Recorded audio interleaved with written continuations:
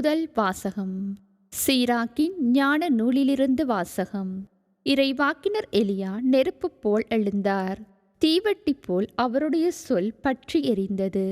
மக்கள் மீது பஞ்சம் பெறச் செய்தார். தம் பற்றார்வத்தால் அவர்களை எண்ணிக்கையில் சிலராக்கினார். ஆண்டவருடைய சொல்லால் வானம் பொழிவதை நிறுத்தினார். மும்முறை நெருப்பு விழச் செய்தார். எலியாவே, உம்முடைய வியத்தகு செயல்களில் நீரே துணை மாட்சிக்குரியவர்.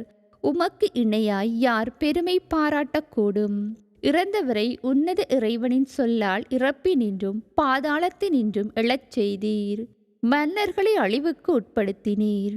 மேன்மை மிக்கவர்களை படுத்த படுக்கையாக்கி வீழ்த்தினீர்.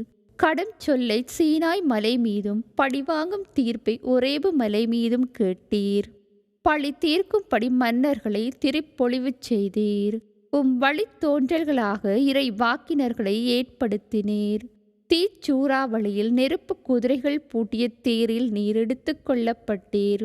ஆண்டவருடைய சினம் சீற்றமாய் மாறும் முன் அதை தணிப்பதற்கும் தந்தையின் உள்ளத்தை மகனை நோக்கி திருப்புவதற்கும் யாக்கோபின் குலங்களை மீண்டும் நிலை நிறுத்துவதற்கும் குறித்த காலங்களில் நீர் கடிந்து கொள்வீர் என்று எழுதப்பட்டுள்ளது. உம்மை கண்டவர்களும் உமது அன்பில் துயில் கொண்டவர்களும் பேறு பெற்றோர். நாமும் வாழ்வது உறுதி. எலியா சூறாவளி சூழ மறைந்தார். எலிசா அவருடைய ஆவியால் நிறைவு பெற்றார். எலிசா தம் வாழ்நாளில் எந்த தலைவருக்கும் அஞ்சவில்லை. அவரை அடிப்பணிய வைக்க எவராலும் முடியவில்லை. அவரால் முடியாதது ஒன்றுமில்லை. இறந்த பிறகும் அவரது உடல் இறைவாக்கு உரைத்தது. அவர் தம் வாழ்நாளில் அரியன செய்தார். இறப்பில் அவருடைய செயல்கள் வியப்புக்குரியனவாய் இருந்தன. இவை யாவும் கண்டும் மக்கள் மனம் மாறவில்லை. அவர்கள் கைதிகளாக நாடு கடத்தப்பட்டு மண்ணுலகெங்கும் சிதறடிக்கப்பட்ட வரையிலும் தங்கள் பாவங்களை விட்டு விலகவில்லை.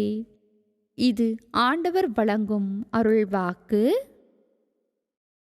புனித மத்தேயு எழுதிய நற்செய்தியிலிருந்து வாசகம். அதிகாரம் 6, இறைவசனங்கள் 7 தொடக்கம் 15 முடிய. அக்காலத்தில் இயேசு தம் சீடரை நோக்கி கூறியது: நீங்கள் இறைவனிடம் வேண்டும் பொழுது பிற இனத்தவரைப் போல பிதற்ற வேண்டாம். மிகுதியான சொற்களை அடுக்கிக் கொண்டே போவதால் தங்கள் வேண்டுதல் கேட்கப்படும் என அவர்கள் நினைக்கிறார்கள். நீங்கள் அவர்களைப் போல் இருக்க வேண்டாம். ஏனெனில் நீங்கள் கேட்கும் முன்னரே உங்கள் தேவையை உங்கள் தந்தை அறிந்திருக்கிறார். ஆகவே நீங்கள் இவ்வாறு இறைவனிடம் வேண்டுங்கள்: விண்ணுலகில் இருக்கிற எங்கள் தந்தையே, உமது பெயர் தூயதென போற்றப் பெறுக. உமது ஆட்சி வருக. உமது திருவுளம் விண்ணுலகில் நிறைவேறுவது போல மண்ணுலகிலும் நிறைவேறுக. இன்று தேவையான உணவை எங்களுக்கு தாரும். எங்களுக்கு எதிராக குற்றம் செய்தோரை நாங்கள் மன்னித்துள்ளது போல் எங்கள் குற்றங்களையும் மன்னியும். எங்களை சோதனைக்கு உட்படுத்தாதேயும், தீயோனிடமிருந்து எங்களை விடுவியும். மற்ற மனிதர் செய்யும் குற்றங்களை நீங்கள் மன்னிப்பீர்களானால் உங்கள் விண்ணகத் தந்தையும் உங்களை மன்னிப்பார். மற்ற மனிதரை நீங்கள் மன்னிக்காவிடில் உங்கள் தந்தையும் உங்கள் குற்றங்களை மன்னிக்க மாட்டார். இது கிறிஸ்து வழங்கும் நற்செய்தி. இறையேசுவில் அன்பார்ந்தவர்களே, மீண்டும் ஒரு புதிய நாளிலே இறை வார்த்தை பகிர்வோடு உங்களை சந்திக்க கிடைத்த வாய்ப்புக்காக எல்லாம் வல்ல இறைவனுக்கு உங்களோடு சேர்ந்து நன்றி கூறுகின்றேன். இறையேசுவில் அன்பார்ந்தவர்களை மலர்ந்திருக்கக்கூடிய இந்த புதிய நாளிலே எங்கள் சிந்தனைக்காக நற்செய்தியிலே நாங்கள் வாசிக்க கேட்கின்றோம். விண்ணுலகில் இருக்கிற எங்கள் தந்தையே, உமது பெயர் தூயதென போற்றப் பெறுக. உமது ஆட்சி வருக. உமது திருவிழம் விண்ணுலகில் நிறைவேறுவது போல மண்ணுலகிலும் நிறைவேறுக என்று சொல்லி இறைமகன் கிறிஸ்து தன்னுடைய சீடர்களுக்கு கற்றுக் கொடுத்த செபத்தினுடைய பகுதியை இன்றைய நாளுக்குரிய நற்செய்தியாக நாங்கள் வாசிக்க கேட்கின்றோம். இறையேசுவில் அன்பார்ந்தவர்கள், இன்றைய நற்செய்தி வாசகத்தின்படி கிறிஸ்து கற்பித்த செபத்தினுடைய 3 பகுதிகள் இருப்பதை நாங்கள் பார்க்கின்றோம். முதலாவது பகுதி எங்களுடைய நாளாந்த வாழ்க்கைக்கு தேவையானதை பெற்றுக்கொள்ள ஆண்டவரிடம் நாங்கள் மன்றாடுவது. இரண்டாவதாக எங்களுடைய உறவை வளர்த்து கொள்ள நாங்கள் முயற்சிப்பது, அத்தோடு எங்களுடைய ஆன்மீக வாழ்க்கையினுடைய நலனுக்காக இறைவனிடம் மன்றாடுவது. ஆகவே விண்ணில் இருக்கக்கூடிய தந்தையிடம் நாங்கள் கையுயர்த்தி மன்றாடுகின்றோம். நீர்தான் எங்களுடைய தந்தை, நீர்தான் எமக்கு எல்லாம் என்று நாங்கள் சொல்லி ஆன்மீக ரீதியாக தந்தையாம் இறைவனிடம் நாங்கள் சரணடைகின்றோம்.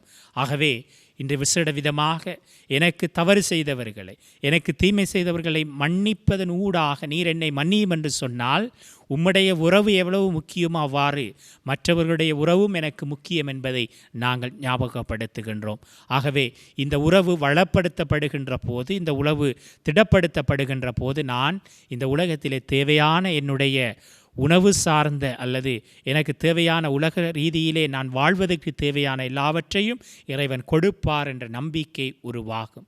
ஆகவே இன்றைய நாளிலே விசேட விதமாக இறைமகன் கிறிஸ்து கற்பித்த செபத்தை பல நேரங்களிலே நாங்கள் சொல்லுகின்ற ஒவ்வொரு முறையும் அதனுடைய அர்த்தத்தை புரிந்து கொண்டு நாங்கள் சொல்லுகின்றோமா? இறைமகன் கிறிஸ்து இந்த செபங்களுக்கெல்லாம் முக்கியமான செபமாக, அவர் கற்பித்த செபமாக இருக்கின்ற இந்த செபத்தை நாளாந்தம் சொல்லுகின்ற போது அந்த அர்த்தத்தை புரிந்து அந்த அர்த்தத்தை வாழ்வாக மாற்றுகின்ற வரத்தை இன்றைய நாளிலே எங்கள் ஒவ்வொருவருக்கும் இறைவன் கொடுக்க வேண்டும் என்று சொல்லி மன்றாடி உங்கள் எல்லோருக்கும் இன்றைய நாள் மகிழ்ச்சிகரமான இறையாசீர் நிறைந்த நாளாக மாற வாழ்த்துகின்றேன். ஆமேன்.